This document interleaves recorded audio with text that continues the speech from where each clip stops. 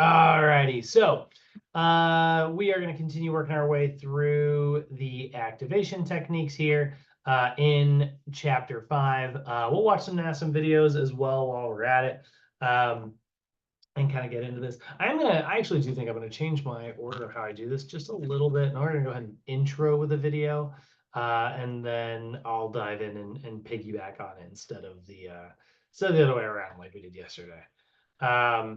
So let me just get this opened up here. Yeah, go. Yeah, this seems to be working a lot faster. I couldn't even load the internet a minute ago. Chapter 12, chapter 5. All right, so we get to talk a little about isolated strengthening techniques today. Isolated strengthening is really good because the concept here is, if you do have an underactive muscle, I mean, you can get that muscle turned on a little bit simply by using it over and over again. Like you're gonna, the more repeated exposure you get to using that muscle, the more likely that muscle is to turn on the way that it needs to, right? So we're going to explain the function of activation techniques when it comes to corrective exercise, identify how to use them, and then we'll talk about like our proper guidelines. So we are in step 3 of NASM's CEX model here, right? Here's one of the sort of AI videos, but it'll be a good introduction here. In phases 1 and 2 of the corrective exercise continuum, we addressed the overactive, shortened muscles that restrict optimal joint range of motion and decrease mobility. In the third phase, we are going to talk about activation. Activation is the stimulation of underactive, lengthened myofascial tissue. Because human movement system impairments, what we think of as muscle imbalances, include both overactive and underactive muscles, a comprehensive corrective strategy also needs to take those underactive muscles into account. Let's take a moment to look at some of the scientific rationale for isolated strengthening, which is the key component used in the activate process. Science has proven the effectiveness of these isolated strengthening techniques to increase intramuscular coordination of certain muscles. This is achieved through a combination of enhanced motor unit activation, synchronization, and firing rate to pinpoint particular muscles and increase their capabilities through concentric and eccentric muscle actions.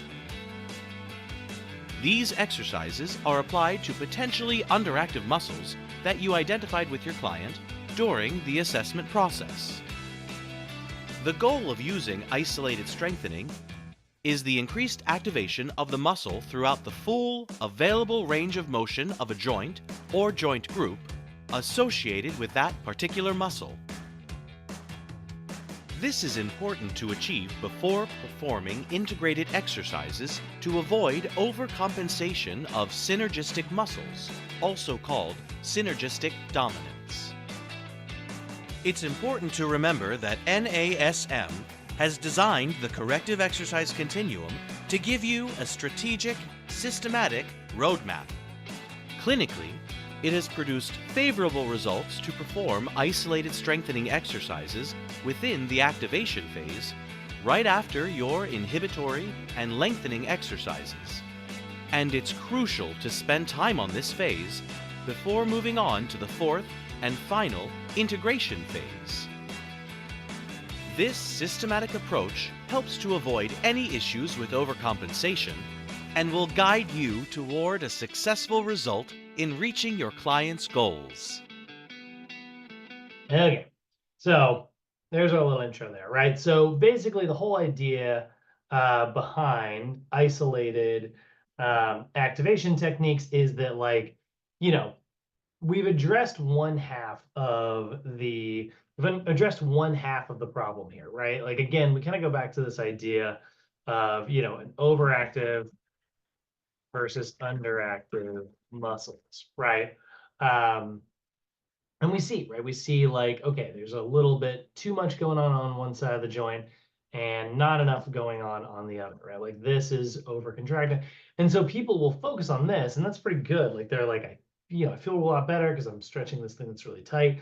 But if you don't actually take the time to pull it back the other way, then you're not necessarily actually fixing the problem, right? It's kind of like it is a very different scenario, but it's like clients, Shanti's, I know you work with a lot of like athletes, you were saying yesterday, but like you talk about athletes who are like trying to get better at jumping, like power is a two-part formula, like force times velocity, right? And so like if they jump and jump and jump and jump and jump, that's really good for their like explosive, like speed output, but it doesn't do anything for like the force output parts of things. So it helps to actually sort of like take a break from the jumping and do some heavy strength training and then develop that explosiveness afterwards. So it's like, why don't we get away from jumping, do some heavy barbell squats, get a bunch of new muscle, get a bunch of new strength, and then make that new muscle explosive the way we were with the jumping. And so we do like things like contrast setting, where we do both of those things simultaneously.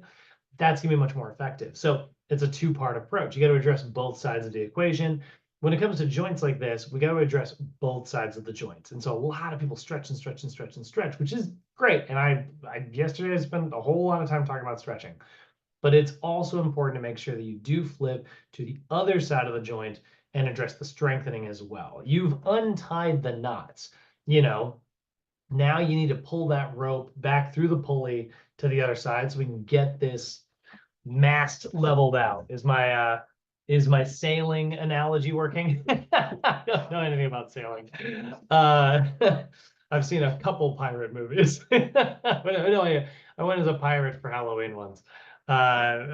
So yeah, like we've untied the knots over here. We gotta pull it back down on the other side, and hopefully that'll get us leveled out. So that's all well and good, but another mistake that a lot of people make is they kind of jump straight into, okay, great, I need to address the strength training. So they'll do strength training, but then what they find is that like the type of strength training they're doing is not they are going straight in and just like doing general strengthening. And general strengthening is good. Like I want to be clear here. I have nothing against a general, well, I don't have, it's not that I don't have anything against. I like general workouts. Like if somebody just goes to the gym and they do like the power half hour, like they have that at Crunch. It's this thing, or I guess is that a Beachbody thing? Oh, it was at Crunch. Well, anyway. And it's where like there's a series of machines, they're all laid out next to each other, and it seems kind of chaotic when you look at it because it's like normally all your arm stuff's together, all your back stuff's together, all your leg stuff together. But instead, like here, it's like kind of just like one of each thing. And it's meant to be like you sit down on the machine, you do 30 seconds, you rest, you do another 30 seconds, you rest, you do another 30 seconds, and then you move on to the next machine. And it's like I actually think that's really great. I do like that. It'll never be as good as a custom specific workout though, because one of the things that we do in customized workouts is what we're going to talk about today with activation techniques. We talk specifically about getting the right muscles turned on. Then we do the total integration like stuff where like you can use it all together. And what we're hoping to avoid when we do that is this problem of synergistic dominance. Like in my example here, this is an overactive muscle and an underactive muscle here. So we have an agonist and an antagonist, or we have an antagonistic relationship between these two muscles, right? That makes sense. Untie this, strengthen this. But sometimes you'll get a synergist that is taking over for a muscle that's supposed to be doing all the work, and that's also going to cause dysfunction. If you're using your hamstrings to squat instead of your glutes, you are going to have a bad time because you're going to put more pressure on your low back, whereas it should be very well supported because your glutes are doing all of that work that they're supposed to be doing. So we have a problem with a synergist here. The glutes and the hamstrings are not opposites of each other. They're friends. They're synergists, right? So one of the other benefits of activation techniques is that we spend a really good amount of time turning on the right muscle so that we don't use the wrong muscle. So here's another quick little one. Isolated. There's one coming up. I think it's maybe in the next chapter. There's one that like is randomly not Rick. This one's apparently him. All right, here we go. Isolated strengthening. What puns do you got for us today, Rick? Isolated. It's one of those words that just brings to mind unpleasant things. It sounds lonely, far away and desperate for company. While solitude sounds refreshing, peaceful and relaxing, isolation just sounds sad.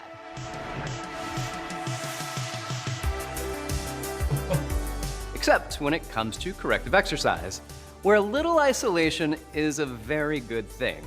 Let's talk about isolated strengthening. Isolated strengthening, you ask? Is that doing biceps curls on a deserted island? Nah. Isolated strengthening is paying particular attention to underactive muscles. When you assess a client, you may learn that certain muscles aren't living up to their potential. They need to be reinvigorated, reminded of the job they need to do and how to do it.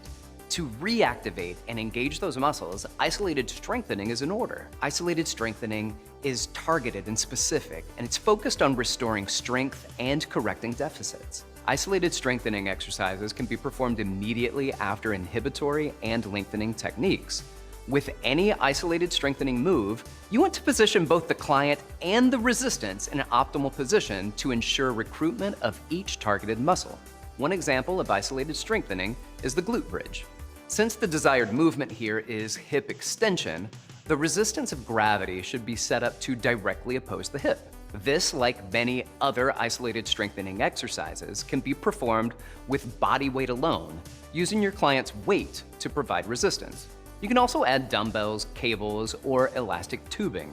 Some exercises can also be performed on machines. This machine is a multitasker. Using this, you can support a client in isolating the hip flexors, adductors, gluteus maximus, gluteus medius, and just about anything else. The eccentric component of strengthening has been demonstrated to play a positive role in preparation for integrated training. Eccentric refers to negative contractions, the opposite of concentric positive contractions. Eccentric training is effective at increasing total strength and muscle mass when combined with higher loads as well. When activating and re-educating a muscle group, it's important to cover the full muscle contraction spectrum. With that in mind, timing is everything. So when you're working with clients, you'll use specific timing for eccentric, isometric, and concentric phases of movement. Isolated strengthening supports intramuscular coordination, getting the fibers within an individual muscle to fire in harmony. Once that happens, we move to integration, getting all of the muscles to work well together, competently and confidently. So that's where we're starting today. We got to do all this stuff with the muscle by itself so that we can then eventually get that muscle to work as a group. So when it comes to isolated strengthening, it's a pretty simple concept. You know, when you think about it, it's like, okay, I've got an overactive muscle over here. I'm going to stretch that out. I've got an underactive muscle over here. I'm going to turn that on. Just going to try to use that muscle by itself as much as possible. So a squat might not actually be your best exercise here for isolated strengthening because there's a lot of muscles that are involved during a squatting motion, right? Instead, a floor bridge could be a little bit better because a floor bridge is going to target the glutes. Might get a little bit of hamstring action in there, a little bit, but it's going to be much less, right? So isolated strengthening is what we're seeing when it comes to this relationship with our underactive muscles. So it is going to increase what we call intramuscular coordination, meaning we're going to get coordinated with that muscle by itself. And we're not using as many synergists here, so we can avoid that synergistic dominance action, right? So exercise techniques designed to turn on underactive or inhibited muscles. So in its most basic form, we take a look, we'll go over to NASA.org here, and we'll take a look at their, actually, you know what? Actually, I gotta do that. I gotta Google it because they don't have it on their website anymore. NASM overhead squat solutions table. There's the old one. Okay, so here's the old, this is what used to be on the website. It's a little outdated because they've kind of changed their opinions, although in a lot of ways it's better because they're more detailed. And I got my old opinions here, but here's what's really nice about this, right? Let's take a look. We're just going to go with the glutes because it is such an easy example to kind of look at here. So I'm going to actually going to copy this, take it over to old Paint here. And I'll take this table just right there.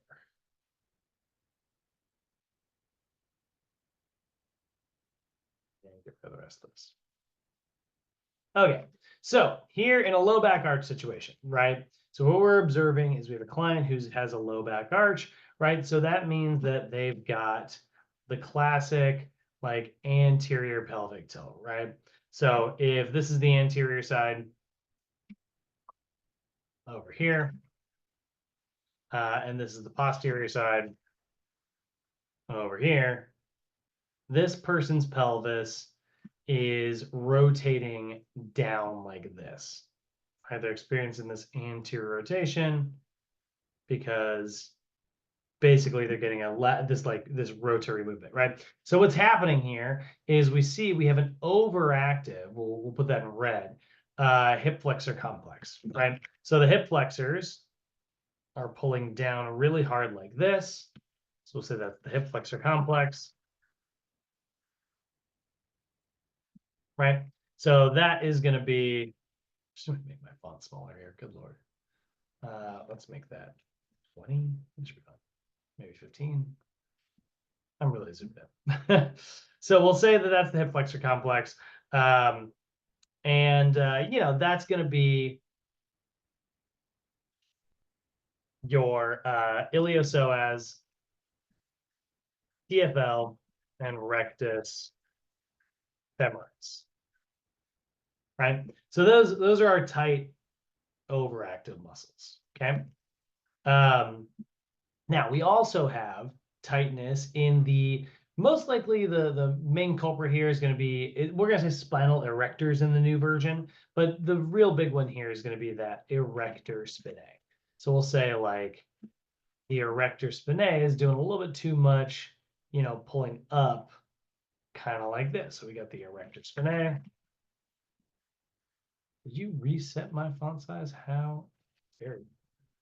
And that's kind of just by itself. So there's our tight erector spinae, right? So it's pulling too much like that. So when you get those two things together, you get this anterior rotation that we're seeing, right?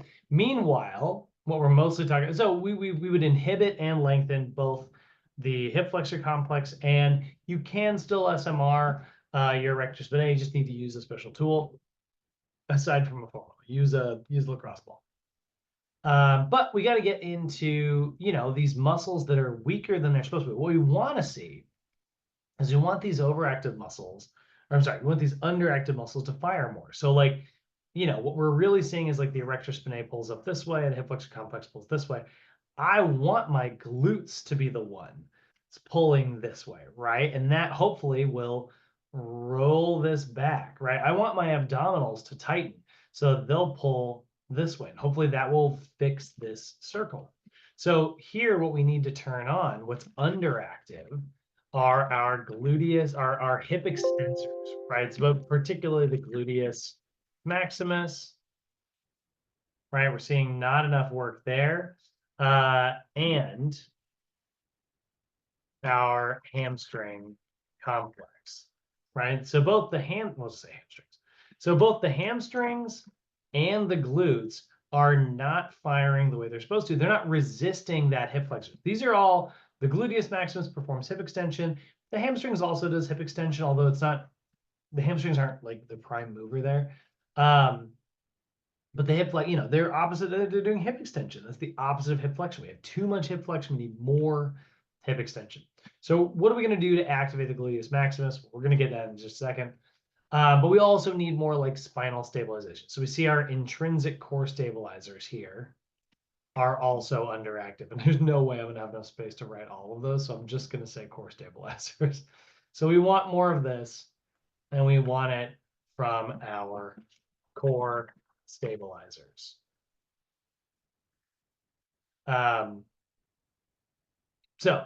Okay, so now we've got our formula, right, for how to fix this. Now, what we need are some isolated, you know, we've done, okay, cool. I'm going to write my program here. So my client's going to, you know, we're going to say, okay, for your warm up, right? We are going to inhibit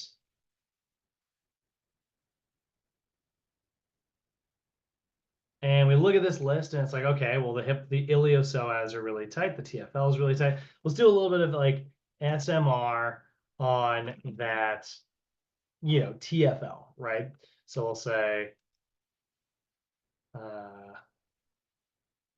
had this, oh, there we go. I was like, what is it? So for our warm up, we're going to inhibit with a little bit of SMR, TFL. I don't like how I'm formatting this here.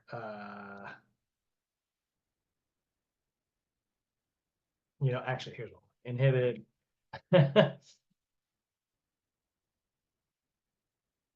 There. So we're going to go SMR for the TFL. We're going to do SMR for the hip flexor complex, which is really the rectus femoris, but it's listed in your book as SMR hip flexors. And we're going to do a little bit of SMR for the erector spinae. Now, again, you guys should never try to use a foam roller on your low back. That's going to put a lot of pressure on your lumbar vertebrae. But instead, we can just use a lacrosse ball. Just take it right off to the side of the spine. You're no longer pushing it directly on the vertebrae, but you can get into that soft tissue muscular section. So there we go. A little bit of SMR there. So now we're going to follow that up with the appropriate stretches. And what's nice about this old table is you can see here, actually, I'll scroll up. You can see here, we're just going to make it bigger. We're going to do a hip flexor stretch, a lat stretch, and an erector spinae stretch. So, okay, cool. Let's follow it up with those stretches, right? So we're going to do a standing TFL stretch. Let's do a kneeling hip flexor stretch. We're going to do a couch stretch. And let's do we'll do child's pose, right? Static child's pose. I should say static kneeling hip flexor stretch. And that is my warm-up, right? You think about it, that's going to take 1, 2, 3, 4, 5, 6 minutes to kind of get all those muscles turned off. And this isn't super technical stuff, right? Like this is everything I can teach my client and then be like, okay, I expect you to have these stretches done before our session starts. Now, if I have a couple things that are like, let's say I got a client who's like they got some really stubborn muscles there, right? Okay, well, maybe I need to start the session with a little bit of like PNF stretching, like we talked about yesterday, right? And we're going to go through these particular PNFs as we kind of work our way through this course. But like, maybe I got to do some hands-on, like I need to get in there and turn that muscle off.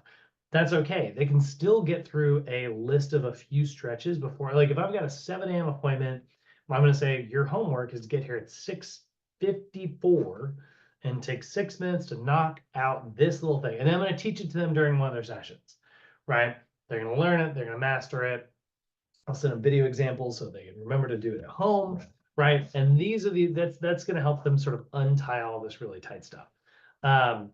Okay, so we've done that. And now what's nice, again, we go to our examples here, take a look at what NASM has done. They've actually given us examples of how to turn this underactive stuff on. Like here are a couple exercises that are particularly good for the gluteus maximus and the hamstrings, muscles that we want to turn on, right? So the ball squat's a really good one. The floor bridge is a really good one. And the ball bridge is a really good one. Now, I will say the ball squat is a little integrated. There's kind of a lot going on with that one. So I'm going to use just the floor bridge and the ball bridge as our examples here as glute activators. And then I don't love that we don't have any core stabilizers in there. So I'll probably throw one good core stability exercise in there as well. So we get into what NASM calls, you guys will remember this, the movement prep section. Right, which is going to be your activate / integrate sections.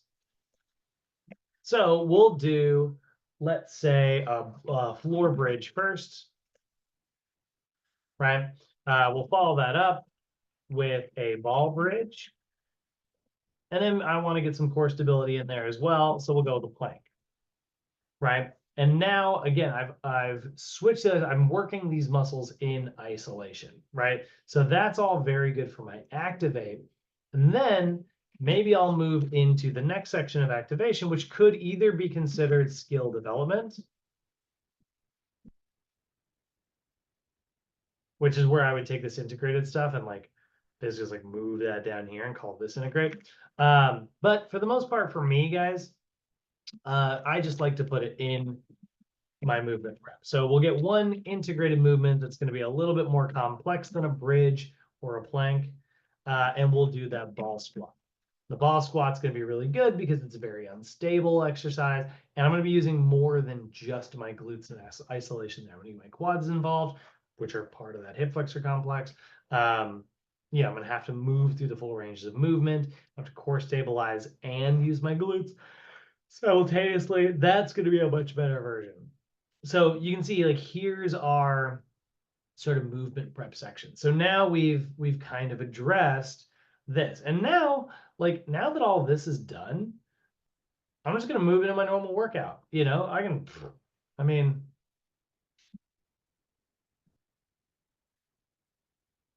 I don't know. Here's an example like that. You know, like I'll just steal this from the internet and put my client through this. Don't do that. But but once I've addressed the overactive, underactive stuff, the level of specificity that you need to like, you know, go through your session goes down a pretty substantial amount. Like now it is about just, yeah, let's go get the muscles beat up so they experience growth and stuff, right? Now you're gonna be moving the way that you're supposed to because of what I did in activation. So by activating your muscles really early in a training session, they're likely to fire for the rest session. I've set myself up for success. My client, I can go on autopilot and just check my client's form. I don't have to worry as much about them like firing their muscles correctly. So yeah, that crunch power half hour thing, great. You know, it's not my favorite workout in the world. I think I think there's a lot of benefits to be had, you know, in the free weight section. But hey, like it's certainly not bad. You know, it's still exercise. Um, I'm tired of the trainer that's like, this is the only way to do things. You know, like there's if your client likes a certain exercise, it may not be the most optimal exercise in the world, but I promise you it'll be way more effective if they can use it correctly by getting the right muscles turned on. So isolated strengthening is an exercise that targets a muscle specifically without involving too many other dynamic muscles in that area. Now, obviously, this is still strength training. So there, you know, we got our little table here of like precautions and contraindications. You know, if you got a client with like a special like bone disorder or something like that, or like really bad core stability, you really want to get super isolated there and just work that muscle all by itself. You know, you really don't want too much going on there. And then when we get to integration in a little bit, even be more cautious. Rheumatoid arthritis, you're probably going to make some changes. Ideally, we want to use a nice slow tempo. I haven't gotten into like the numbers of these exercises yet, but you probably want to use a really nice slow tempo with most of these exercises because, you know, again, you're trying to retrain the brain how to use these muscles. So like a slow tempo is important there because if you're just like blasting out reps, you're not really like actually giving yourself enough time through the range of movement. Your brain's not like learning this position, you know, it's just like quickly moving through these like, you know, really sloppy exercises. Or the sloppy repetitions. We don't want that, right? So in general, our frequency, 3 to 5 days a week is our big acute variables here. We're gonna do 1 to 2 sets per exercise of about 10 to 15 repetitions at a 4-2-1 tempo. Now, if we haven't talked about tempo yet, just breaking that down and what that means, right? All right, now let's make the font like massive. 4, 2, 1 tempo. So here's our kind of standard repetition tempo. Okay. We've got this listed out as 4-2-1. Now, the way that this works, what you want to think of, it's not what you would sort of like, what most people would sort of jump to when they see this. Like if I showed you a 4-2-1 tempo, you would probably think, okay, yeah, like it means that this first part of the rep is 4 seconds long, the second part of the rep is 2 seconds long, and the third part of the rep is 1 second long, right? That's actually close, but that's not how it works. Instead, what you want to see in your head is you want to see this eccentric. That's not gonna work. Eccentric, isometric, and concentric. Always. That is what the actual tempo represents. So this is the first part. It means that you want to spend 4 seconds on the eccentric portion of the lift, 2 seconds on the isometric portion of the lift, and concentric on the third portion of the lift. Not first part of the lift, second, third. That's not how it is, right? It's not this. So I'll put a little box there. And then red lines.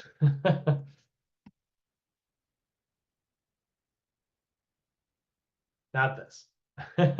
So let me show you what I mean by that, right? We're going to start with a bicep curl, right? Now, in the wrong version of this, if I were doing a 4-2-1 tempo, I would think 1, 2, 3, 4, 1, 2, 1. So my reps might look like this, right? 1, 2, 3, 4, 1, 2, 1. That's not how we're going to do it. That's 4 being first, 2 being second, 1 being third, right? We don't want that. Instead, we wanted to go eccentric, isometric, concentric. So a 4-second eccentric on my bicep curl would be this. 1, 2, 3, 4. 2-second isometric would actually be at the top where I'm squeezing here. So 1, 2. And a 1-second concentric would be on my way up. So a 4-2-1 tempo on a bicep curl would look like this. 1, 1, 2, 1, 2, 3, 4. 1, 1, 2, 1, 2, 3, 4. So these numbers are not in order. They are slots.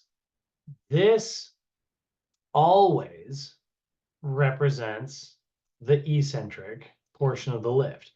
This always, the middle number always represents the isometric portion of the lift, and concentric is always represented by the third slot. Okay. Now, there are times where it will match up first, second, third. Like let's use a bodyweight squat as an example, right? The first part of a bodyweight squat is eccentric. So that would be 1, 2, 3, 4, 1, 2, 1. 1, 2, 3, 4, 1, 2, 1. Right? Like that matches up in both scenarios, you know. But in a shoulder press, it's reversed. 1, 1, 2, 1, 2, 3, 4. 1, 1, 2, 1, 2, 3, 4. Because eccentrically, I'm going with gravity. Concentrically, I'm going against gravity. And isometrically, I'm stabilizing equally to gravity. So when we write a 4-2-1 tempo, what that means, actually, I'll just get rid of the bottom. What that means is that we want to make sure we're giving the brain time. That's why the eccentric is so long. Really like time to learn how to do the movement. And we're doing it while going with gravity, which means we're not like resisting like anti-gravity. We're not lifting too hard, which would have sort of the opposite effect on the muscle that we wanted to have. Then we get a nice long pause. We love like a good long pause because that's going to be good for us to like memorize positions correctly. And then like concentrically, yeah, you're working, you're lifting, you're turning it on. But you know, that is the more natural part of lifting. So it gets a little bit less emphasis there. How are we doing on tempo, guys? Does that make sense to everybody? Pretty clear on that? It does. I just feel like I'd have to like think about it Yeah, in general. yeah, just don't fall for it's not direction based. That's a mistake people make. You know, they think concentric means up and eccentric means down, which it does in gravity. Like, you know, anytime you go up, you're going against gravity. Anytime you go down, you're going with gravity. So like so many body weight exercises out there, you know. So like that's why it's confusing, is because it's like, you know, it's like, okay, well, that's not the rule, but it acts like it's the rule in like, you know, 99 examples, you know. But that's not how it works. It's lengthening versus shortening. Can I just clarify concentric is always going against gravity? Yes, always. Or, you know, and gravity or a resistance band if it's not gravity, right? Okay. Always going against resistance. Against resistance, okay. Yeah. Or think of it as overcoming resistance, if that helps.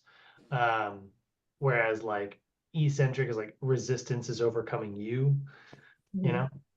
Now, just to muddle things a little bit more, Or there's less resistance? So the concentric is like the muscles constricting, and the eccentric is the muscles releasing. Yep, relaxing. Yep, or lengthening. Right.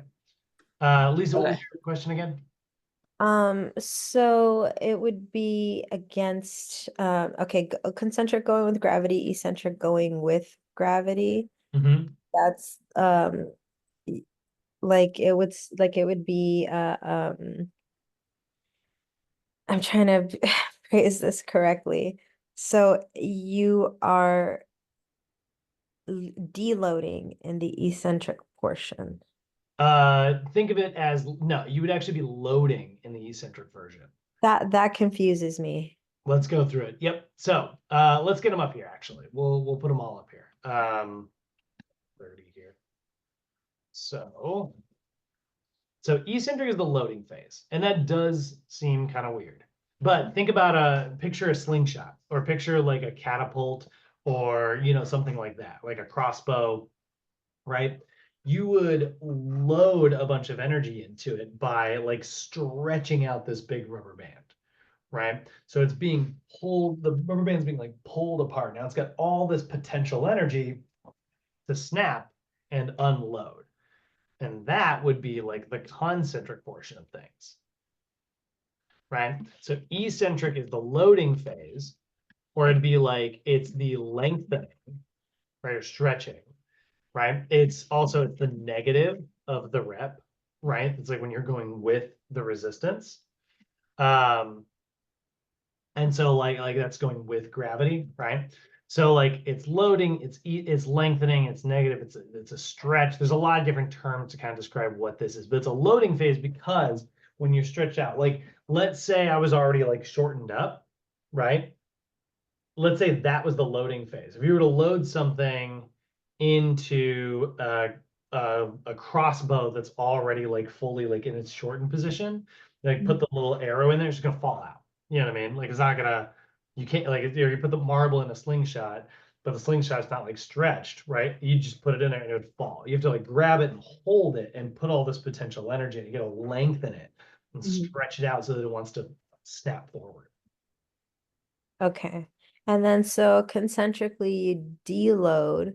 And I guess it throws me off because it's like if I'm deloading, it's like I'm letting go of something, but you're contracted. And so Yeah, I think you are. that's why I'm like the muscle is contracted, but you're letting go, but the muscle's tightened, Oh, right? I see. So you're thinking of like the release is concentric. Yes, I guess that Yeah, term that's loading throws me off because lengthening, negative, and with resistance, all of that makes sense, but I can't understand how to deload when you're contracted and shortened. I got a way to do this. Let's horrify you. I think that's a good way to get this to remember. Uh so let's use a horrifying example. So have you ever seen and don't look this up. It's awful to watch. But have you ever like come across by mistake, just like scrolling fitness videos, somebody tearing their pectoral tendon or tearing their bicep tendon or tearing their Achilles tendon? You ever see any videos of that? I think we saw one, I where the actively skip all of those bicep videos, curl, honestly. right? Assisted. Yeah, Yeah, you'll and see he it. tore Yeah, that tendon. Uh-huh. you should totally skip those videos. They are Oh, awful. I actively do. I see the beginning and I'm like, yeah, nope, keep Like, scrolling. get out of there. Scroll. So here's the thing. Here's why I use it as an example though, because like this is why that's an example of like why it would be considered like unloading. So when that tendon snaps, right? Let's get my let's get this up here really quick so we have both these side by side. So this is unloading. This is shortening. It's the positive of the rep. And it's against resistance, right? So you think about like what your muscles always want to do. Your muscles are contractile, right? They want to shorten. This is why it's so easy to get tight muscles, because your muscles actually really like to shorten. They like to stay in a tight state. I mean, like, remember yesterday I was like, Lisa, like, shoulders down. Like you're like, I like them up here, right? Like that's this muscle, they like to contract. So when the bicep tendon like snaps, what you'll see is it will roll up the arm. It will like shorten up the arm, right? Oh, I wrote unoding. I missed the L. So it'll actually kind of like actively like do that, right? And that's like it's just like contracting and spinning, right?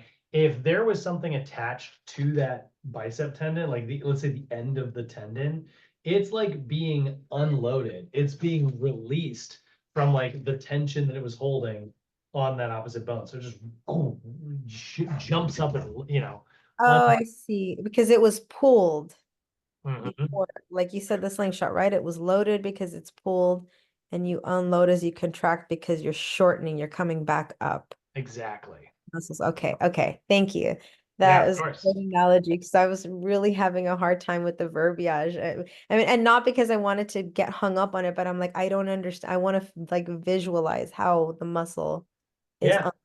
how it's loading because No, that absolutely, absolutely. That's terminology really good. throwing me off. Thank you. And then just to have it up here, let's do isometric while we're at it. And then unfortunately in a second, I do have to make this slightly more complicated, which is a bummer. But our next one we've got, so this is not so much loading, this is so much not unloading, this is stabilizing, right? This is just you're holding it in place. It's not lengthening, it's not shortening, it's remaining, stay the same length. It's not the negative, it's not the positive. I don't know, stabilizing is the right word. It's the pause, right? And then this is not against resistance, it's not with resistance, it's equal resistance. Or we'll say match, right? So it's matching the resistance. So that's isometric, it's in the middle. Now, it used to be, this was all we had to worry about. It used to be that this was it when it came to the conversation around concentric, eccentric, and tempos and stuff. It has gotten slightly more complicated lately. So we do have one more number. I like to do it at the end here as its own kind of separate thing. But there is technically a fourth number now. So sometimes you will see instead of like 421, what you'll start to see now is 4211. I'm gonna put that up here really quick.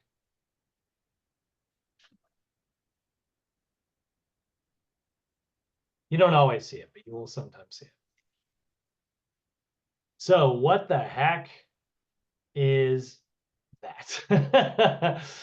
What are we doing with that one? Well, this number is representing your pause between reps. Because if you think about like the whole isometric thing, there is another isometric like section there, right? Like there's also like, what about the time between reps? And so this is your pause, your see, now I don't have a, how do you abbreviate the word pause? Let's just get the whole thing up. No, I can't get it to fit. ISO 2. Yeah, that's the second isometric. This is your pause between reps. So if like, for instance, I really want to make sure my client is like banging out reps, so they don't like, they actually don't have time between repetitions, and it's like a little more cardio based, I would set this number to 0, or I would say it's a 1, right?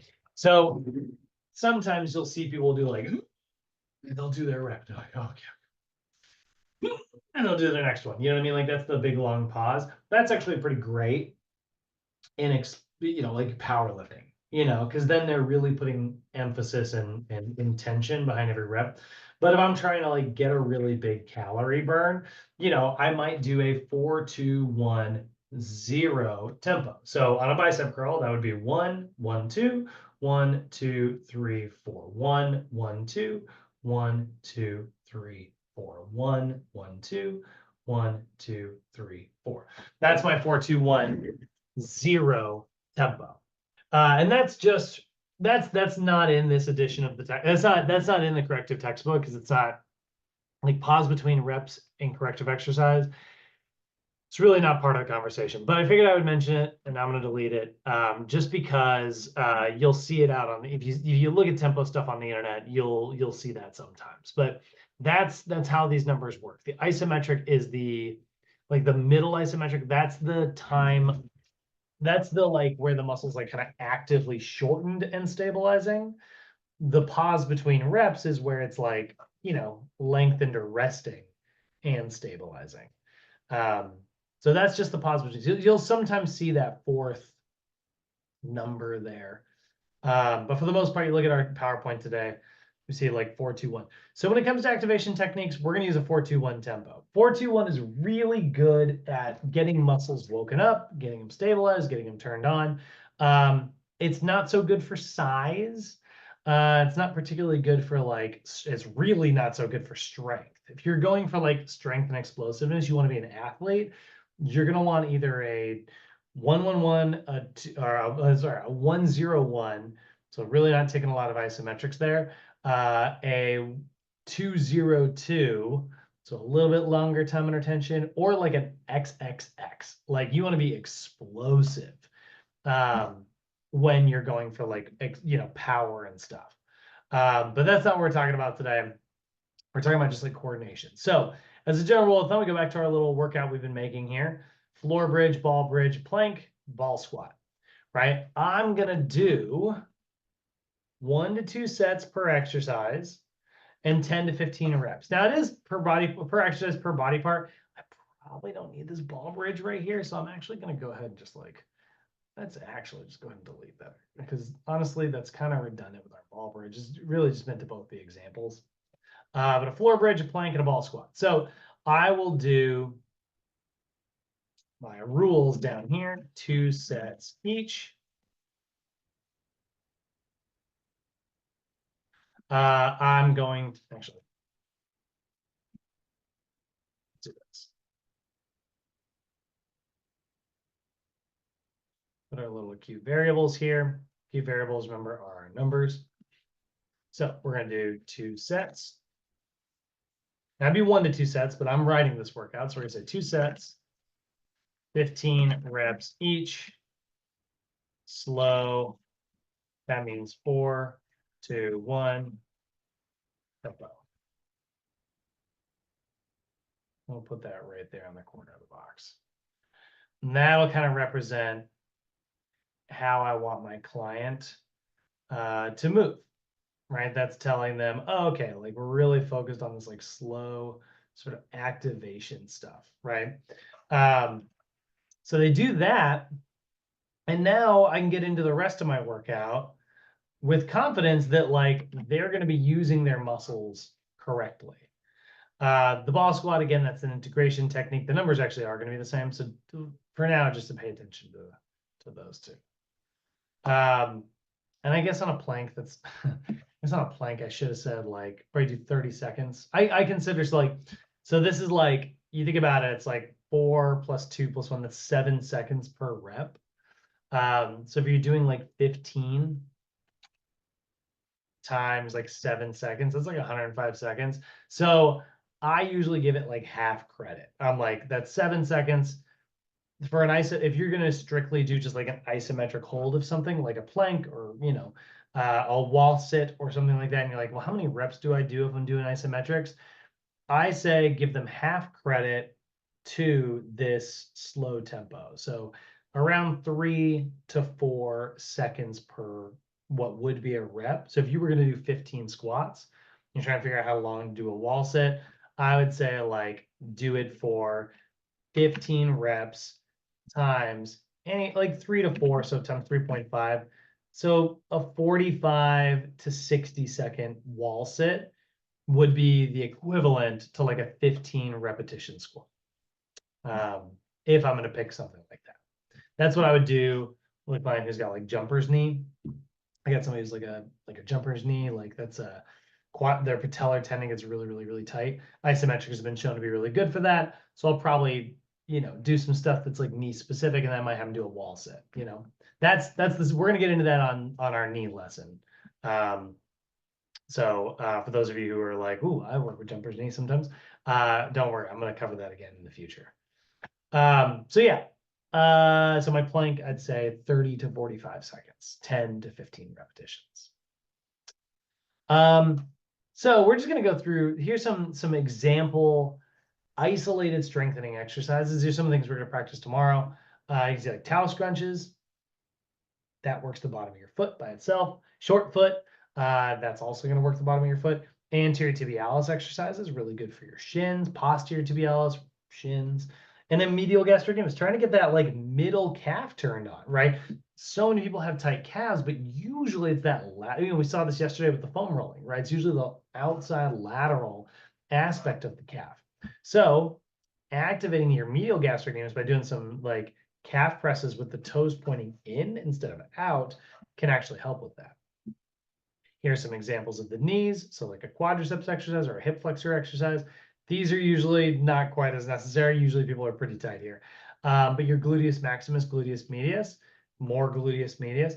These exercises here, really good at activating that, more gluteus maximus. So glutes. I told you yesterday. I think I was telling some of you guys yesterday, I was like, oh, when we get out here on Thursday, we're gonna do a lot of booty work. We're gonna practice a good chunk of these exercises. And then same thing here in like your core stabilizers. Same thing here with more core stabilizers. And then it doesn't really get into the upper body stuff, which I'm like, what is up with this PowerPoint? But yeah, like rotator cuff strengthening, like isolations of like external rotations and things like that. Those are all really good examples of how to get that stuff turned on by itself. 1 to 2 sets, you're moving quick, 10 to 15 repetitions with a nice, well, you're moving quick. I mean, you're getting through the exercises quick. And you're doing a nice slow repetition tempo. That is what we say intramuscular coordination. We mean you want to get that muscle to work by itself. It's not about teaching that muscle to work, you know, with the body as a whole. We're gonna do that, but we're gonna do that in our next bit. So now it's just like, here's all the examples. Yeah. Okay. Any questions on isolated strengthening so far? How are we all feeling, guys? Good, clear. Yeah? How are the rest of y'all doing? Pretty good?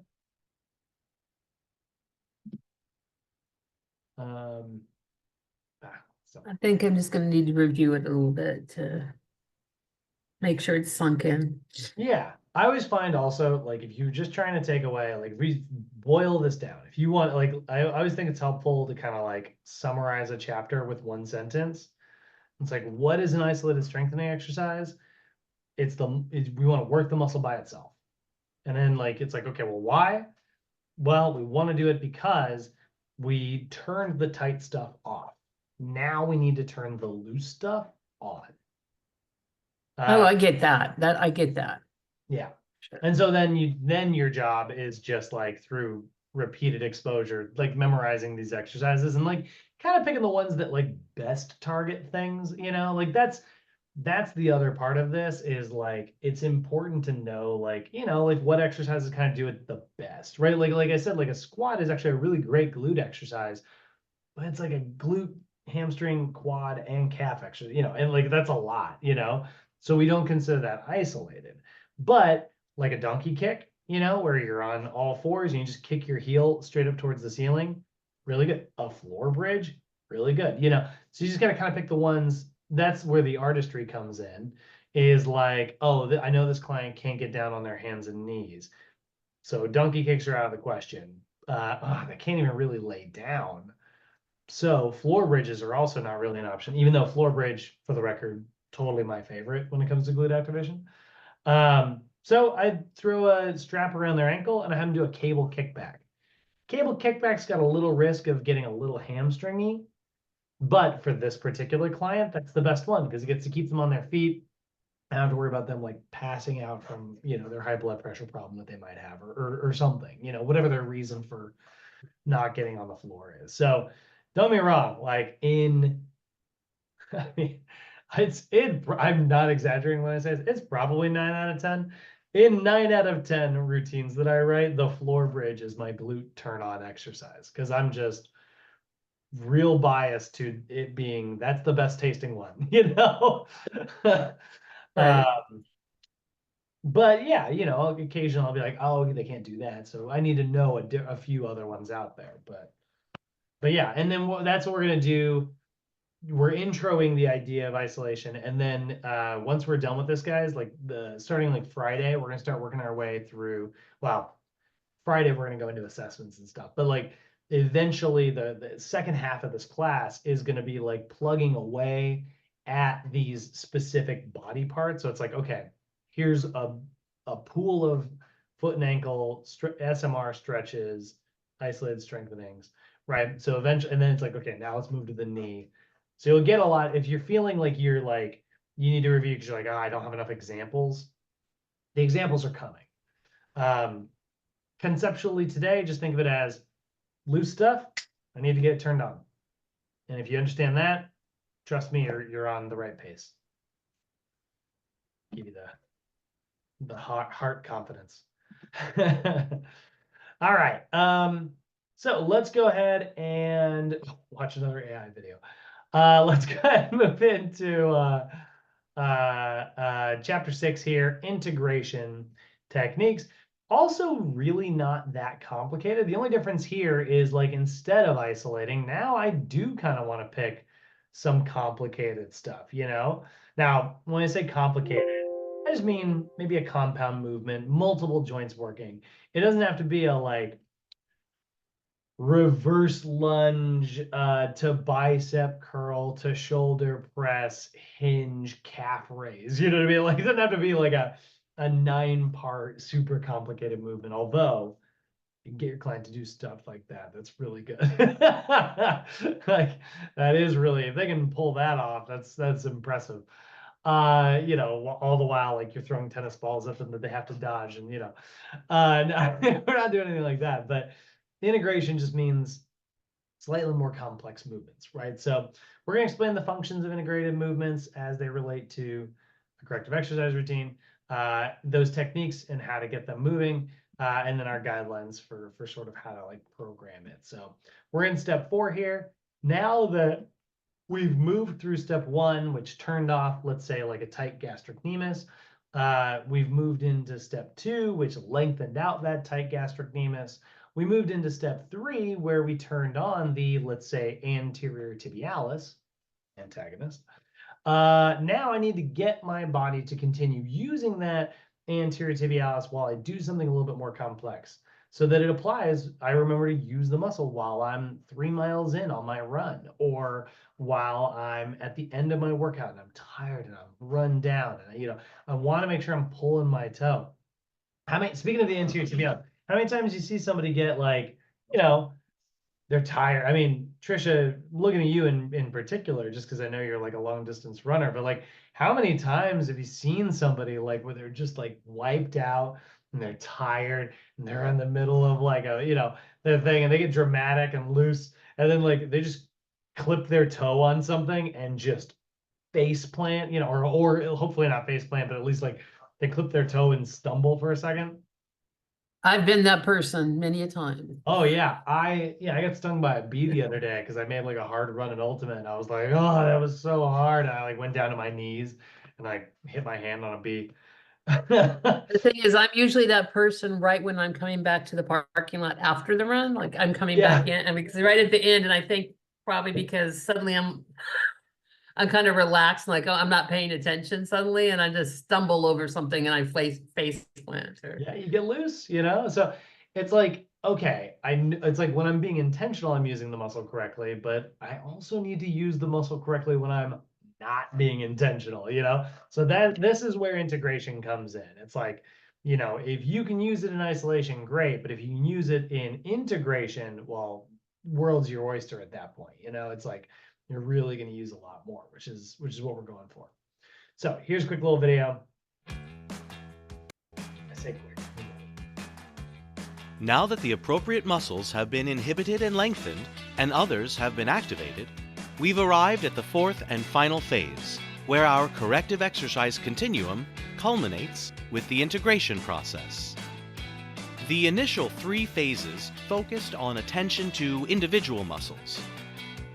Now, you'll focus on refining coordinated movement patterns through the use of integrated dynamic movement. In these techniques, movement efficiency is practiced with limited resistance, and we use slow tempos and high repetitions so that your client can modify and rehearse quality movement. The repetition of correct form is the key to putting it all together. The science behind this phase is impressive. These integration techniques actually re-educate the human movement system's ability to function through synergistic movement patterns. The integrate phase will become more complex as it involves all of the primary functions throughout the muscle action spectrum of the human movement system.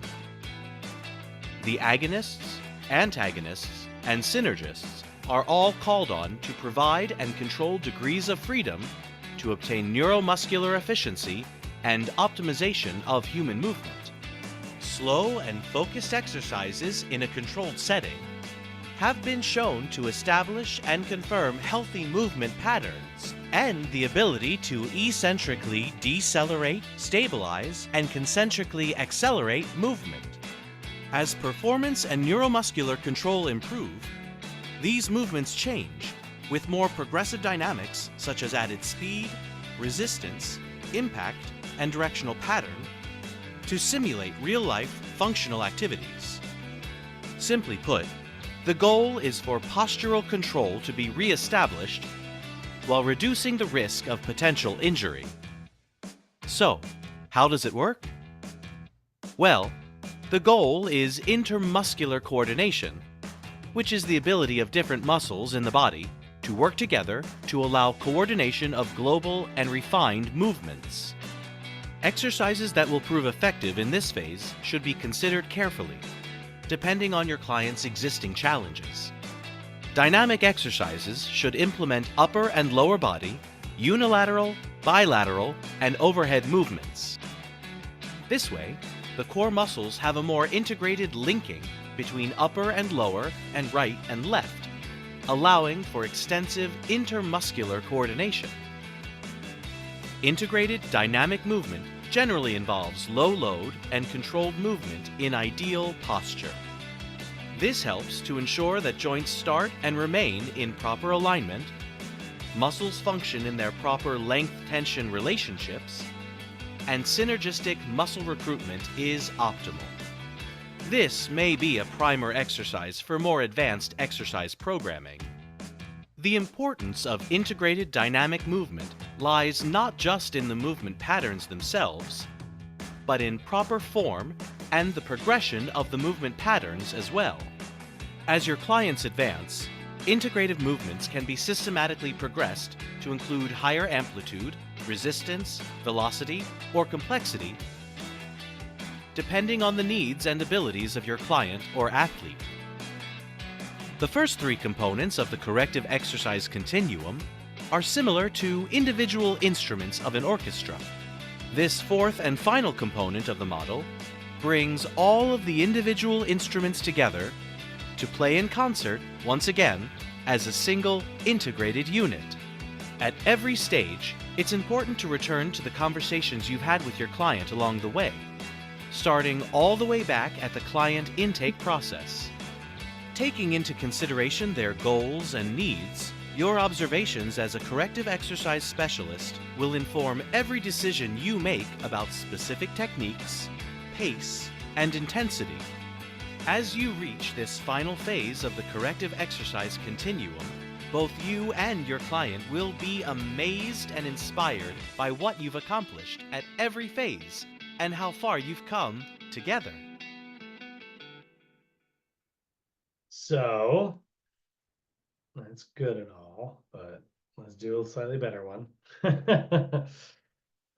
So yeah, integration is all about, like I said, getting the muscles moving as a group. So you can see it's much more complicated movements, two-legged, alternating leg, and eventually single leg exercises where it gets like, this is something that is working your glutes and quads all at the same time, but orders of magnitude more complicated. Integrated movement. It's what makes the human body a finely tuned machine. Think about a high-performance automobile. Integrated movement is technology that links a number of automotive systems. It makes the car more sensitive, more responsive to input, and creates a customized, supercharged driving experience.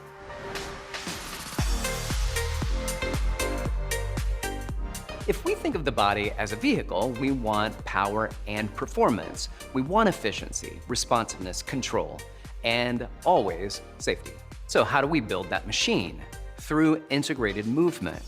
In the world of corrective exercise, integration means encouraging the right combination of muscles to work together. Integration is the final phase of the corrective exercise continuum. It follows activation, where we focus on improving endurance and increasing strength in individual muscles. Once the individual muscles are activated, it's time to get them to work well with others. Bodily movement is a team sport, and it's important for groups of muscles to work well as a unit. A force couple is a specific combination of muscles that collaborate to produce a pattern of movement.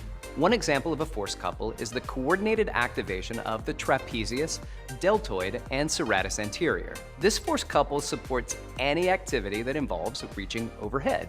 Integration is encouraging these individual muscles to activate synergistically in order to produce movement. Integration is when we ensure that all systems go and go smoothly to support optimal performance, coordination, and safety. Many of these soccer players have private coaches and trainers. The goalkeepers work on reflexes, power, and body control. The others work on passing, shooting, and running. While each of them works on skills and strategies as an individual, they need to work cohesively as a team on the field to be successful as a unit. Muscles are the same way.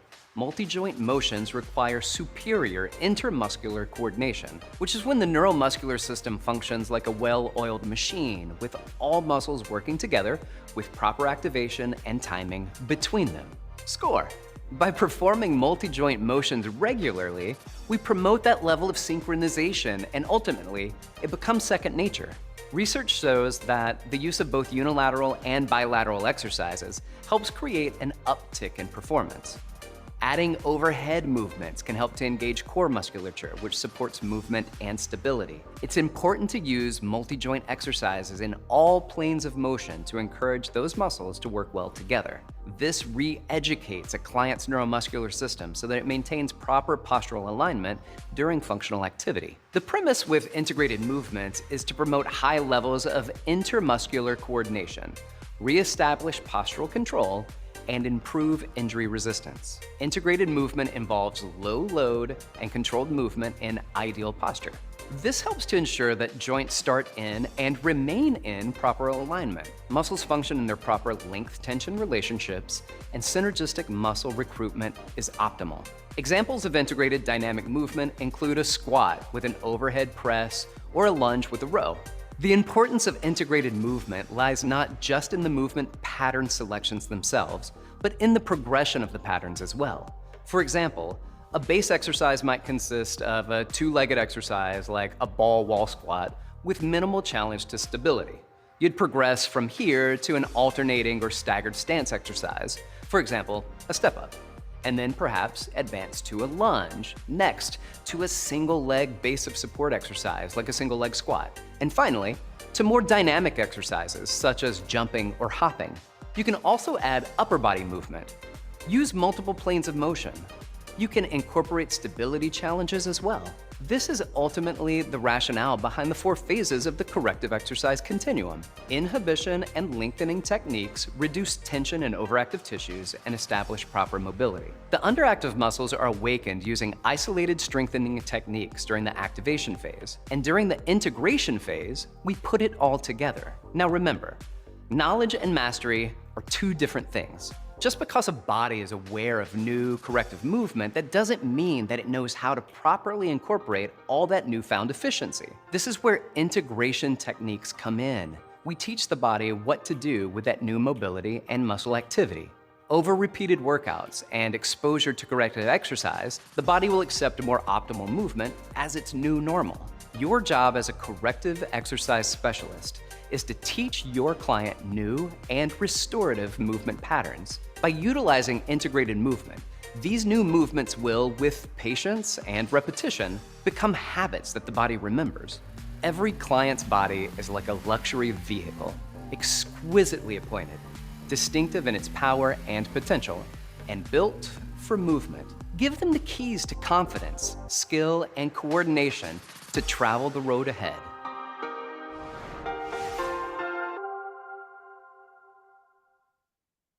So let's do it. Let's look at some fun examples of integration. There's really not a huge difference between what we've already talked about with intramuscular coordination and intermuscular coordination. It just means that we need to go from using the muscle by itself to using the muscle as a group. So we are going to use either coordinated total body exercises, which is probably our baseline. So that's like the simplest version. It's just like, okay, yeah, like a total body movement, right? And then eventually we'll get into the more complex version of like a synergistic function where it's like might be a lot of muscles like all at once synergistically. So total body as well, but maybe even just like getting into like alternating leg exercises or things like that. And then eventually like multi-planar where it's like now it's like maybe we are moving through multiple planes of movement, doing the same kind of thing multiple times, but like, in different ways, like a step up, sagittal, and then frontal, and then eventually like twisting, like do transverse.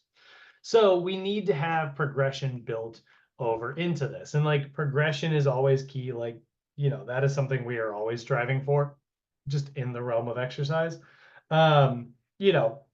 The whole point of going to the gym is progression, right? So, you take a look at this, we can see, we start with a squat, then we may move into a step up. So that's like 2 legs on the ground.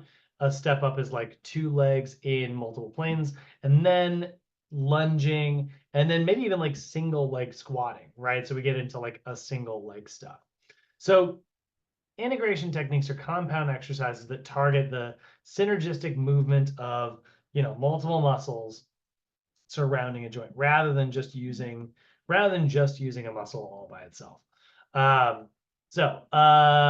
They turn, activation exercises turn the muscles on initially. Integration muscles are going to get like everything working together. And we see the same precautions here, special populations and acute injuries and things like that. Don't take a client who just blew out their knee and try and take them straight through like complex integrated movements. That's going to be a lot for somebody who's new.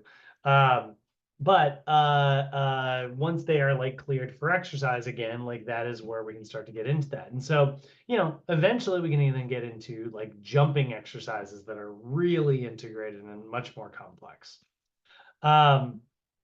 So let's take a look and we can see here, like here's some of our most common. So we'll see like a lot of like valgus, or we might see a lot of varus. So that's like knees caving in, or we'll see knees caving out sometimes. We might see like quadriceps dominant, like somebody jumps and then they like their knees come way past their toes, which it's actually fine if your knees come past your toes, but only if like you still get your heels down, you're still activating your glutes properly. Or you might see that like a client lands on one side or the other. So we'll see some like verbal cues that we can use like during those explosive movements in order to like coach them towards like better alignment. But I find that if like your verbal cues are not working, there's always like, again, like regression. Like if you find like, hey, soft landing, it's still not happening. Soft landing, still not happening. Soft landing. It's like, okay, it's a lot of not soft landings, right? I might pick a different exercise or regress them back down to where they do something that's isolated first, where they're just, focused on that one little bit. And then in general, guys, when it comes to integrated positions, you're going to want to mainly focus on things that move through what we call the universal athletic position, AKA a squat. Toes pointed forward, knees bent, ankles in a neutral position, hips level and bent, elbows bent, right? Generally, we consider this to be like universally an athletic position for pretty much any sport out there, right? So a lot of our integrated movements, if we get into the more advanced ones where it's like fully dynamic, we're probably going to be doing something like that. So wall jumps, tuck jumps, horizontal jumps, 180-degree jumps, like this is the end goal of an integrated movement. It's not the beginning goal. The beginning goal might be something like a ball squat, like we saw in our initial example. But eventually this ball squat right here, let me zoom back in. This ball squat gets more complex and it becomes a step up, a lunge to balance, and eventually a single leg squat, and then eventually probably a jumping exercise where it is getting much more explosive. And acute variables wise, the only difference here, it's still, 10 to 15 repetitions, but we're gonna say 1 to 2 sets in activation, and we're gonna say 1 to 3 sets. Oh no, it says isolated strength. I should say integrated. It's gonna be 1 to 3 sets in our integrated strengthening acute variables. So, this exercise at the end, I might do for 3 sets, although I probably wouldn't, just because in real life, the way I program, I get much more value out of my clients understanding their workouts. So I don't like to move my numbers of sets and numbers around too much because it's just a little too complicated for my clients to like remember and then do their homework. So I'd probably end up just keeping it the same if it were actually me.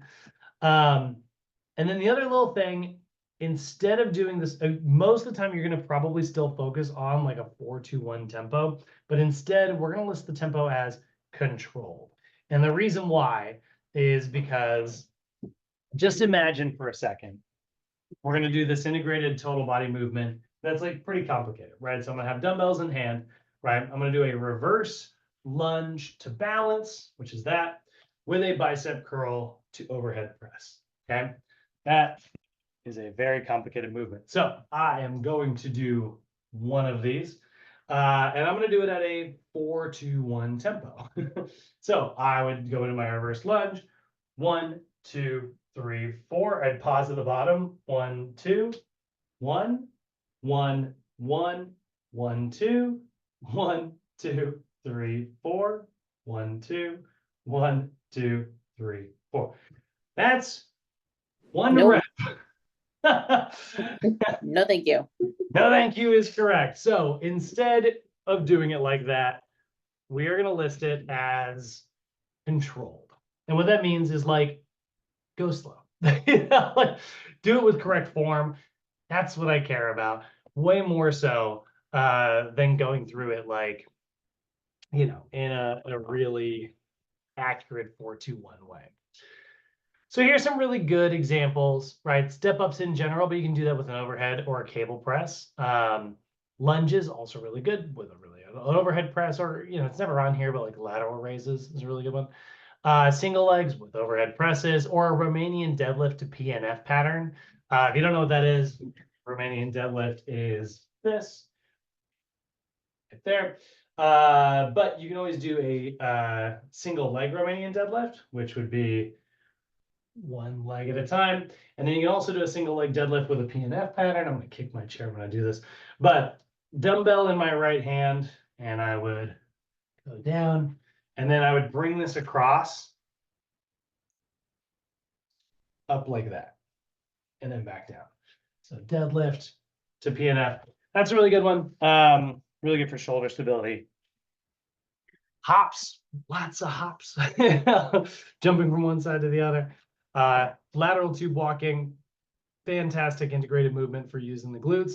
Single arm rows, very complicated to keep from doing that rotation. You get a little anti-rotation movement. Single leg balance with multi-planar reach. Very complicated saying, but again, that's just reaching out in one direction or the other, so balancing. And then variations on squats, these are really good integrated movements that are generally complex, where we start putting, these advanced kind of movements together. So in general, when you're doing integrated movements, you see there's a lot of joints moving at the same time, right? Ankle, knee, hip, arms are up overhead, so even shoulder, right? That's the idea here, right? And then we're going to focus on hey, make sure that you're still doing this with good form. We did all that activation stuff before this, so that those muscles were properly primed in order to work correctly once we got here. This is just a bunch of pictures and examples and stuff. So again, those are some more things that we're going to kind of practice on. I will say NASM doesn't do a great job. The one thing that's kind of frustrating, they don't do a really terrific job of going start to finish on this. But luckily, it's not just NASM who's doing all this stuff. They're, this is the type of thing that you generally do in all of the other certifications as well. But what I like about the way NASM has their approach is just they're doing a really good job of making things incredibly intentional and step by step by step, so it becomes really easy to program. So I'm going to show you a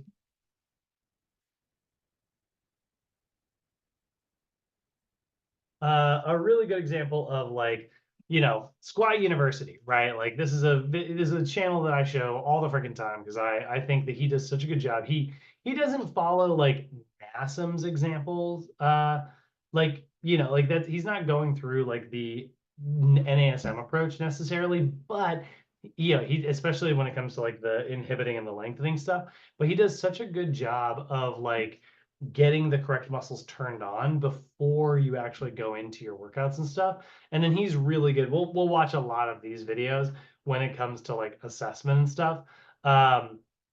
He's got this shoulder one. It's actually, there's an example of it up above.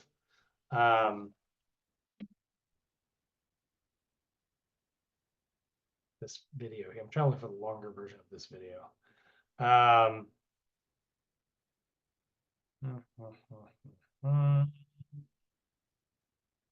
Is it this one? That's the wrong guy.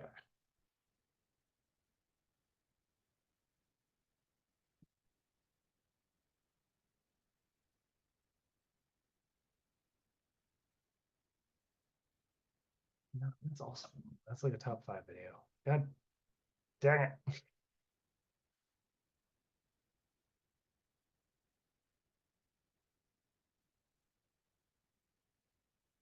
I guess they're all kind of the same thing. Actually,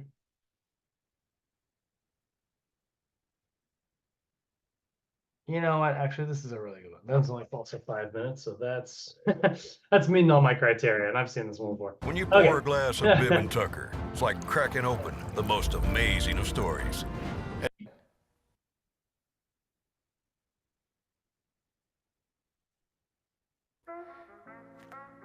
Hey guys, I'm Dr. Horschig. Today, I'm gonna show you 3 quick shoulder This is what, hopefully my video doesn't get flagged. warm-ups you can use to optimize your performance, whether you're deadlifting, squatting, benching, or performing any of the Olympic lifts. Get up and get down, get up and get All right guys, so you get to the gym and it's time to warm up your shoulders. Here's 3 simple exercises that you can use with any band to improve your shoulder stability, turn those muscles on to help optimize your performance, whether you're doing any type of barbell lift in the gym. Now, what we're gonna use today to show this is a TheraBand. I'm also gonna show with most gyms will have a band like a Rogue Fitness Monster Loop. I'm gonna show you how to perform them on that also. But what we're gonna take you through is 3 simple exercises that you can do. Now, most of the time when we are performing any of the exercises that we want with barbell training, we wanna really emphasize the posterior shoulder and the muscles that attach to our back, like our mid trap, our low trap, our rhomboids, muscles that control our shoulder blades. Because often, if we don't have those muscles primed efficiently, we're not gonna be moving as well as possible, and we're not gonna be performing as well as we can. So you can tell like the language is a little bit different here, right? He's talking about like priming the muscles, turning the muscles, but like that's activation, that's integration, right? Like they care a little bit less about, and then he doesn't have any like inhibit length and stuff, but that would also be very effective. He's definitely more focused on the strengthening aspect of it. But yeah, here I'll let it keep going, but that's the point I want you guys to take away from this. here's what we're gonna be doing. The first one, external rotation. You're gonna take a band, elbows stay by the side, pin your shoulder blades back and down as if you were to set up for a back squat, a bench, anything like that. From here, we're gonna externally rotate out to the side. Now here's the deal, you're not just moving, you're also holding. And this hold at the very end, this isometric contraction, is gonna be very, very helpful at turning those shoulder muscles on in a way that's much more beneficial than just the motion of external rotation. So palms up or thumbs out to the side, this way or this way. You're gonna go out to the side, hold for 5 to 10 seconds, and then back. Now, not only is this gonna be working the muscles of the back of the shoulder, like your rotator cuff muscles, but it's also gonna be working your mid and your low trap muscles that attach to your shoulder blade. The next one that we're gonna do is horizontal abduction, or just a lateral pull apart. So from right here, elbows are gonna be straight. You're gonna go out to the side, keeping those elbows completely straight the whole time. And again, hold for 5 to 10 seconds. Don't let those elbows bend. And then as you come back, right there.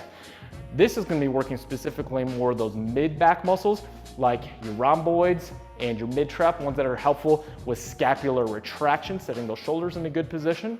Again, 5 to 10 seconds, and then back. And then the third one is going to be a cheerleader. You're gonna do this both different ways.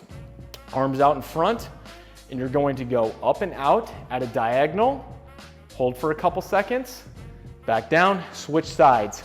Up and out for a couple seconds, make sure you're not shrugging on that side that's going up, and then back down. Now this one specifically is really good because it's gonna work the body in ways very specific to overhead lifting as well. So let's say you're getting under the barbell because you're gonna do a jerk. We want those shoulder blades to be retracted, pulled back and in a good position, but then as you go over your head, in order to lift the barbell over your head, you need that shoulder blade to pull up slightly. So that's upward rotation in posterior pelvic tilt, or posterior tilt of the shoulder blade, in order to allow that humerus to get all the way above the head without things smashing together. So when you are going up and out, you're going to allow that shoulder blade to pull out to the side. We're not excessively shrugging, but we're holding it in that position for a couple seconds while we're retracting on this side, and then back. Again, other side, elbows straight, not shrugging. 5-second hold or so, and then back down. Something like this, I will be doing 10 reps of each one of those. You should be able to get through this shoulder warm up in just a couple minutes and you're ready to go. Now, let's say you don't have a band like TheraBand at your gym. A lot of gyms will have these bigger monster loop bands. Here's one from Rogue Fitness. Again, we're about the inch diameter, so it does not need to be a very thick one. Something like this, you're not gonna get as much motion, but we can still perform the heavy isometric at the end. So from here, you're gonna externally rotate, and again, 5 to 10 second hold. If you're holding this hard, those muscles are gonna be really turning on hard on the shoulder. You're gonna feel this burning pretty good, okay? Then you're gonna go out to the side. Now again, you don't have to go all the way till you hit your chest. Just go out to the side as far as you can while maintaining those elbows straight. Feel those shoulder blades pulling together. You can then go up at the angle and then down the other way. Okay, again, you don't have to go all the way to hit your chest. The hold is key on these. So again, about 10 reps. Each one of these, you want to be doing about 5 to 10 second holds at the very end range. But after I went through all those, my shoulders feel like they're turned on. The muscles on the back side and on the lateral side of the shoulders are ready to go. And I'm going to be able to perform to my greatest potential. And as a side effect, decrease risk of injury for a lot of people, especially all my weightlifters, powerlifters, and CrossFitters who are already very anterior dominant. This is going to get those muscles primed up and ready to go. I hope you guys liked today's quick video. Try this out. Let me know in the comment section below whether or not this worked for you. And if you have any other questions or things you'd like me to go over in next week's video. Again, if you're enjoying So what I like about that, again, like you can see he's kind of getting into, you know, let's go just like from his very first exercise, right? You can see he's doing just like band pull aparts, palms up, total just external rotation. Like that's going to be full blown like rotator cuff by itself, right? Then we start to get into horizontal adduction where we do like a full blown like reverse fly, where now like the posterior deltoid's working, the rotator cuff's still doing its job, but we are involving more muscles. So this is like isolated by itself. That would be what we would consider to be an activation exercise. Then we start to get into, and he likes a lot of integration movements, but like you start to getting into these like integrated, more complex movements, changing the angles, doing things like that, right? So if he had followed, let's say he's got a client with like excessively like rounded shoulders and like rotator cuff problems, right? They might start with a little bit of foam rolling for the lats, right? And thoracic spine, then a static stretch for that latissimus dorsi, probably a static stretch for the pectoralis major and pectoralis minor. So you probably do a little bit of SMR for the lats, and then follow that up with a static stretch for the lats, static stretch for the pectorals, and then get into the activation with just the band pull aparts there. I've got a weird angle here because I want to see my hands on camera. Just the band pull aparts by themselves, right? And then eventually into the much more complex, like angular movements where we're using everything in conjunction and it's a combination.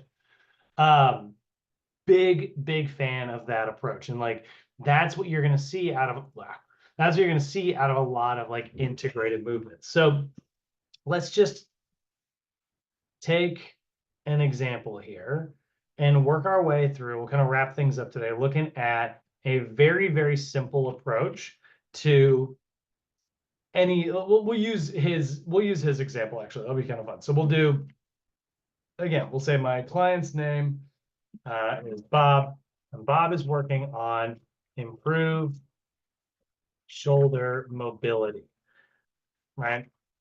Put him in phase 1 because it's corrective, right? So we might do a little bit of SMR for the lats and thoracic spine. We might need to do a little bit of a we'll do a static ball lat stretch. That's the one we're going to extend right there. Or I could do a static prayer stretch. I want to get them both done at once. Static prayer stretch, by the way, I'm just going to go ahead and pull that image. I'm going to pull these up for you guys so you can actually see them. So little broomstick in hand a lot of times, or you just bring the hands together and you're just going to kind of like elbows on a pad there, and that's going to stretch out. I like a prayer stretch because it's quick and easy and convenient to get done all at once. What I don't like is see how he's like collapsing his back. You actually get a bit of a better lat stretch with a slightly rounded upper back. It's like the very rare example of me being like round your back, you know. But in that case, you know, but it's fine. We'll use that as an example. Followed up with a static pectoral wall stretch, and honestly, that's probably pretty good. So we'll do one set of each of those, 30 seconds each. And then again, this is all considered, is all the warm up. This is inhibit. And this is both lengthening exercises, right? So there, we'll put it in red. That's our hot, tight, overactive stuff. Activation, we'll do a resistance band pull apart. And then we'll do a resistance band reverse fly. And then let's say we want to get like, off book a little bit, right? Like I'm not really getting, maybe I still need some core stuff. Because this is the thing, we're looking at this as a problem in isolation. But if I got a client who I'm going to put through like the rest of a real life workout here, probably want some core work in there as well. Probably want to get maybe a little bit of balance action in there. So we'll do, let's say like a plank, right? That'll be a really good one for stabilization. And then like, I want to get a little bit of balance in there, but I got this client with like a little bit of shoulder problem here. So we'll do a single leg balance with medicine ball reach, or I think we call it a single leg lift and chop. So now it's like they do their pull aparts, they do their reverse flies, they do a plank, and a single leg balance, or a single leg lift and chop, stand on one leg, medicine ball in hand, lift to the opposite side of the body there. Right, and now I'm using my shoulders, right? I have to maintain all of that movement that I've been turning on through my activation, but I also have to balance and use my glutes as well. And that's going to really prep me before maybe a regular total body workout. So, I'll do, let's say 20 sets. We'll do 20 sets. Now, let's do 2 sets of these. Keep it relatively short, right? And on my plank and my lift and chop, I'll do 3 sets of those, I don't normally do that. I don't particularly love messing around with sets too much. My clients get confused. But we'll say we're doing 10 to 15 reps. So let's go with 15, right? We're doing, slow tempo on these. I will say he doesn't do the slow. A lot of people are not, Nassim is really big on the slow tempo. That's kind of their thing, more than a lot of other trainers out there. Again, 60 seconds of rest on each of these, right? Just kind of warm up. So again, this is the, we'll call this activate.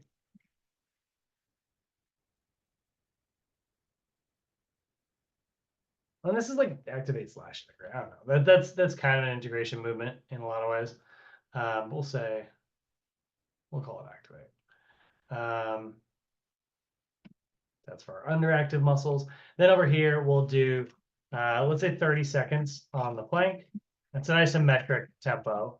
We'll take 0 seconds of rest there. Then they got to get up and right into their single leg lift and chop. We'll go 10 each because that is going to be a lot of reps there. Again, we're going to go with a slow tempo there. And I don't know, let's do 0 seconds again. They can get through that. This is kind of not anything to do. We'll call this an integrate movement. And now it's a regular work. It's time for a regular workout. Like now it's like, all right, yeah, let's go do, I don't know, this is probably an upper body day, more than likely. So we'll do like a bench press. We'll do no, this is a stabilization routine. So we'll do like a stability ball chest press into, I don't know. Let's do like a single leg dumbbell overhead press into a cable fly into single leg lateral raise. There we go. Classic stabilization. This is kind of a bro routine, if you ask me. It's like a pure chest and strength. I guess if this were part of like an ABC routine, I should probably get some triceps in there. We'll do like a stability ball triceps extension. 3 sets there, 15 reps. Now, probably 12 reps actually. Well, still a slow tempo. That's true of all of stabilization. And we'll give it 60 seconds of rest on every set.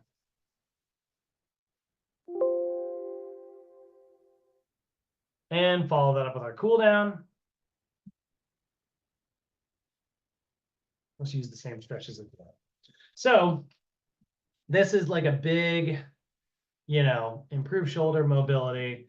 This is, chest, shoulders, and triceps day, so maybe workout A.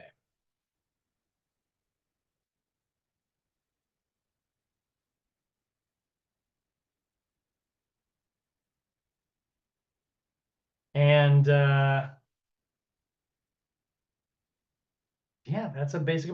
So you can see I threw my corrective exercise routine into what would eventually be a very standard, kind of classic workout there.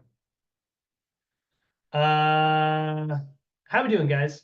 Questions, comments, concerns? That makes sense how we did that? I know that all this, by the way, this is all I'm just showing you how it would integrate into a normal routine. This isn't specific to shoulder problems. Good. Yeah. How the rest of y'all doing? Questioning my life choices. Good. Yeah. Absolutely not. Your life choices led you to being a shoulder expert now. So you guys are seeing we got all 4 steps here. So tomorrow we're gonna get a chance to kind of practice some of these activation integration techniques. We're just gonna work our way through some of my favorites in various parts of the body. So we're gonna do a lot of stuff with bands tomorrow. And a lot of booty work because again, most people got weak glutes. That's the area that most people need to work on.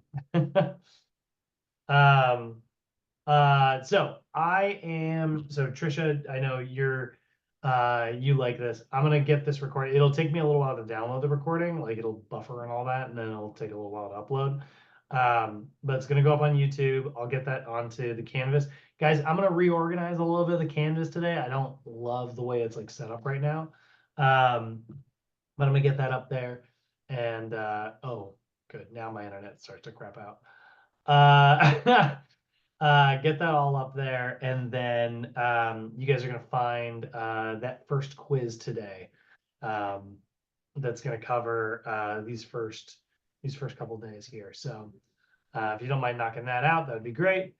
And yeah, that's about it. Any questions? How we doing?